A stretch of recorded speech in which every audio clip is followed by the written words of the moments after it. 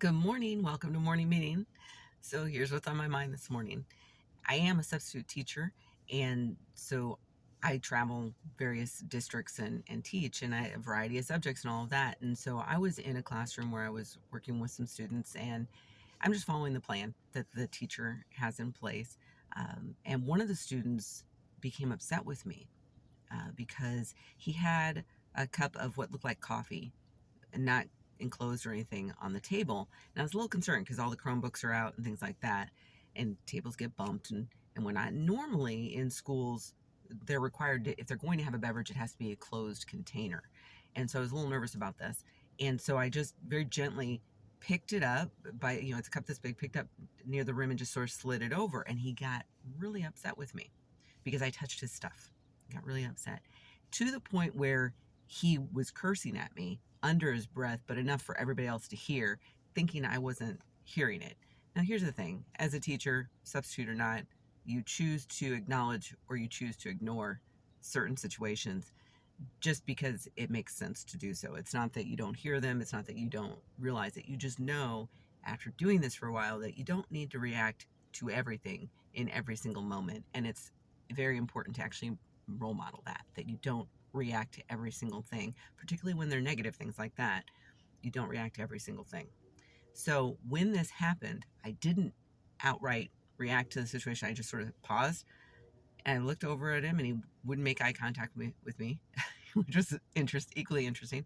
And I paused. I took a couple breaths, and then I went on. And one of the other students was like, "Okay, time to move on." So this whole situation was fairly unsettling and awkward for them because partly they expected me to have a different reaction than what I had. And so I just was like, you know what? We all make choices. Life is about choices. I apologized to the student because clearly it upset him that I touched his cup and just kind of moved it away from the edge. And I had explained to him why I was concerned about it, but that was not okay with him. And so I acknowledged that and I said, I apologize. I didn't realize that would be a problem for you. I won't do that again, whatever. But he was still not having it, and it continued. And that's why kids were feeling a little awkward about it. And I just said, look, do you accept my apology or not? And he wouldn't answer that. And I just said, that's your choice. I've apologized. I've done what I need to do. Now it's up to you whether you want to accept the apology or not accept the apology. Because again, this all comes down to choice. This being life comes down to choice. We can choose to be offended and bothered by every little thing that happens, or we can choose not to.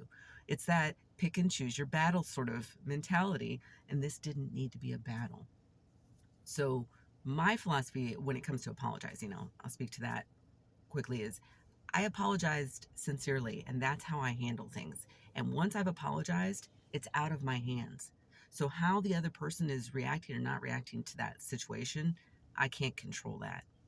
It's done. In my view, it's done. I've let it go because I've already done my job, which was to sincerely apologize to the person for offending them, bothering them, getting in their space, whatever it was, however that person perceived the event.